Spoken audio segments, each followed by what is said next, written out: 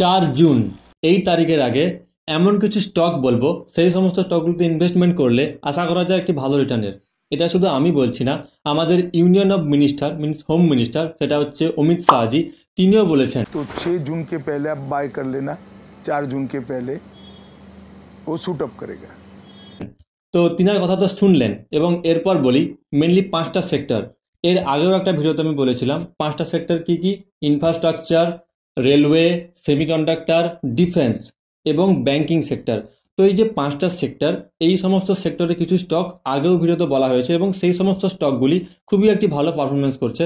তো সেই সমস্ত স্টকের আপডেট যদি আপনি পেতে চান তো অবশ্যই ভিডিও চেক আউট করতে পারেন, সেখানে সেই ভিডিওর স্টকগুলি পারফরমেন্স দেখতে পারেন।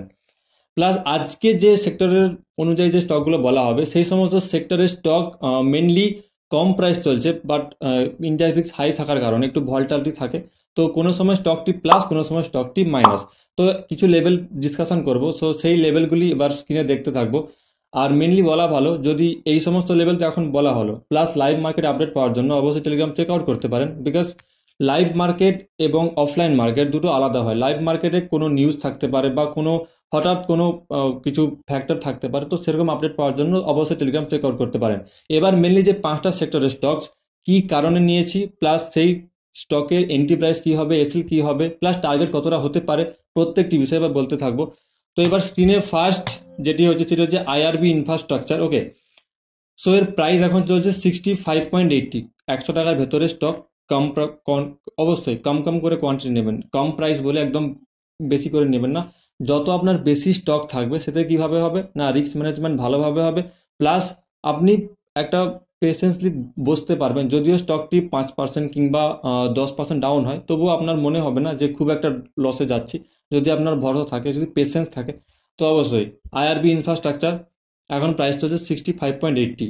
তো মেনলি এই স্টকটিকে চুজ করার একটাই কারণ, এই স্টকের যদি আমি ডেলি টাইম ফ্রেমে যাই তো ডেলি টাইম ফ্রেমে একটা এম প্যাটার্ন ক্রিয়েট হয়েছিল, বাট এম প্যাটার্নটা ফেল করে গেছে। যখন এম প্যাটার্ন ফেল হয় সেখান থেকে কি হয়, আপসাইড একটা ভালো র্যালি দেখা যায়। তো এটি একটি চার্ট অ্যানালাইসিস।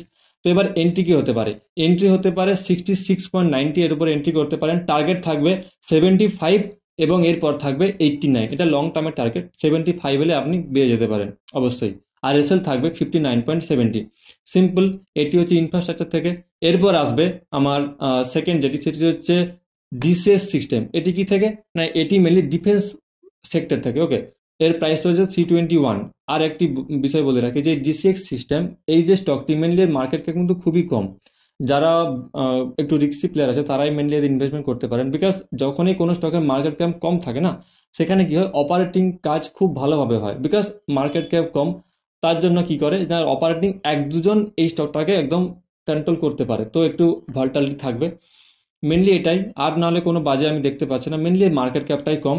তো এতে এন্ট্রি নেওয়ার একটা মেন রিজন হচ্ছে এটার ডেলি টাইম ফ্রেমে head and shoulder chart pattern create হয়েছে, প্লাস এখানে ট্রেন্ড লাইনের ব্রেকআউট। যদি আপনি যদি চার্টটাকে ফলো করেন, মেনলি আমি চার্ট প্রত্যেকটি ফলো করে এবং ফান্ডামেন্টাল দেখে আপনাদের স্টকটি সাজেস্ট করছি।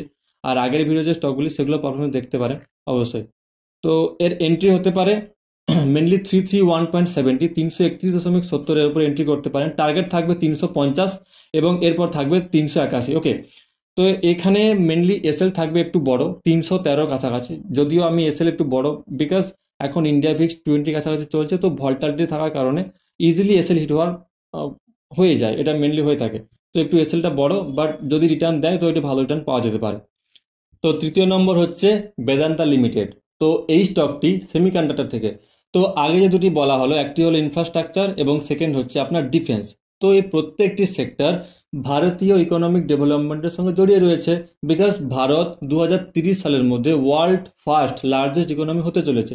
তো এই সমস্ত সেক্টর ভারতের গ্রোথে পার্টিসিপেট করবে। তো অবশ্যই এই সমস্ত সেক্টরে আমাদের ইনভেস্টমেন্ট করা উচিত এবং এর ফিউচার ব্রাইট রয়েছে। ওকে, তো বেদান্তার প্রাইস 433.60। তো এর পারফেক্ট এন্ট্রি হতে পারে 398-এর কাছাকাছি, এবং যদি এর মার্কেট ক্যাপ দেখা হয় 1.61 করোড়, খুব একটি ভালো market cap, large cap company. Plus এই কোম্পানির কাছে 19,077 কোটি টাকার ফ্রি ক্যাশ রয়েছে এবং এফআইআই এই কোম্পানিতে হোল্ডিংস বাড়াচ্ছে। তো সেমিকন্ডাক্টরের অনেক রকম স্টক রয়েছে, মেনলি আগের ভিডিওতে আমি ভারত ইলেকট্রনিক বলেছিলাম, তো এতে আমি বলছি বেদান্তা লিমিটেড। ওকে, তো সিম্পল, তো এর এন্ট্রি হতে পারে কি না 398 কাছাকাছি, অর্থাৎ 400 নিচে এলে এন্ট্রি হতে পারে। টার্গেট থাকবে 435 এবং এরপর থাকবে 455, আর এসএল থাকবে 370-এর কাছাকাছি, সিম্পল। আচ্ছা, এরপর যাব ফোর্থ যেটি, সেটি হচ্ছে ব্যাংকিং সেক্টর। মোটামুটি এই ব্যাংকটি পপুলার না হলেও এখন যে লেভেলে ট্রেড করছে, তো আমার মনে হচ্ছে কি এখন ইনভেস্টমেন্ট করা ঠিক হবে। ওকে, তো union bank of India, price চলছে 140.65, সিম্পল, কম প্রাইস। প্রত্যেকটি স্টকের মোটামুটি কম প্রাইস, 500 টাকার ভেতরে প্রত্যেকটি স্টক। মার্কেট ক্যাপ 1 লাখ, মোটামুটি 1 লক্ষ কোটি টাকার বেশি, অবশ্যই প্রাইসও কম। আচ্ছা, দেখা যাক এর আমি রিজনটা বলছি। ইউনিয়ন ব্যাংকের মেন রিজন হচ্ছে যে ইউনিয়ন ব্যাংক এখন যেহেতু একটা ফেয়ার ভ্যালুর মধ্যে রয়েছে, প্লাস একটা খুব স্ট্রং একটা বুল রান চলছে, প্লাস এই স্টকটি কারো নজরে আসেনি, তো অবশ্যই এই স্টকটিতে ইনভেস্টমেন্ট করা উচিত হবে।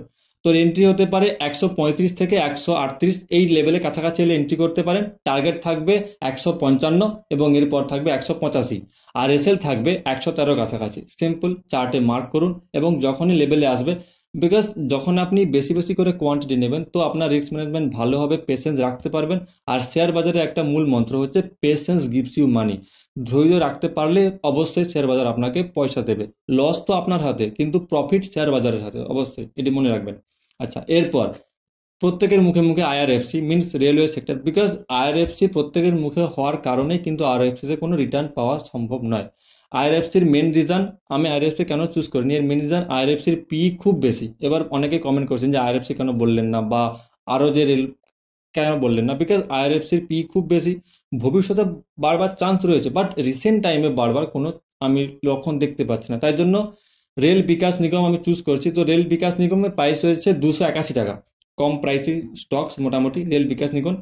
আচ্ছা, এর চার্টে আমি দেখতে পাচ্ছি একটা ট্রেন্ড লাইনের ব্রেকআউট, প্লাস 0.5 যে ফিবোনাচি লেভেল হয়, সেই লেভেল একটা ভালো রিট্রেসমেন্ট কমপ্লিটেড, সিম্পল। মোটামুটি 2-3টি ফ্যাক্টর প্লাস ইএমএ গুলো আছে, যেটা হচ্ছে আমি মেনলি 20 ইএমএ এবং 50 ইএমএ, এই দুটি ইএমএ ইউজ করি। তো 20 ইএমএ এবং 50 ইএমএ একটা যখন বন্ডিংয়ে থাকে, তো এটা মানা হয় কি স্টকটি ইএমএ গুলোকে সাপোর্ট করছে, এবং যখনই 20 ইএমএ এবং 50 ইএমএ অ্যাভারেজে যখন প্রাইস আসছে, সেখানে একটা হিউজ পরিমাণ বাইং আসছে। তো এই স্ট্র্যাটেজির বেসিসে আমি স্টকটিকে চুজ করেছি। তোর পারফেক্ট এন্ট্রি হতে পারে 286.95, এর উপরে এন্ট্রি করতে পারেন 286.95। ওকে, টার্গেট থাকবে 303 এবং এরপর থাকবে 320, আর এসে রাখতে পারেন আপনার 265-এর কাছাকাছি, সিম্পল, 1:1 রেশিও, যেমন দেখবেন তেমন। মোটামুটি এই কটি সেক্টরে স্টকগুলি আলোচনা করা হলো। এরপর আরও অনেক রকম সেক্টর রয়েছে, not only for government stock, plus private banking sector, অনেক রকম স্টক রয়েছে।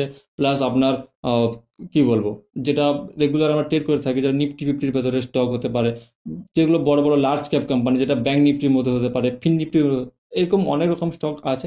তো প্রত্যেকটি স্টকের লাইভ আপডেট পেতে তো অবশ্যই টেলিগ্রাম চেক আউট করতে পারেন, বিকজ টেলিগ্রাম, সেখানে আমি ডেলি বেসিস আপডেট দিতে থাকি, প্লাস এফএনও, প্লাস মার্কেট কীরকম বিহেভিয়ার করতে পারে প্রত্যেকটি বিষয়। তো অবশ্যই টেলিগ্রাম চেক আউট করতে পারেন। তো আজকের ভিডিওতে এখানে শেষ করছি, তো অবশ্যই ভালো লাগলে লাইক করতে পারেন।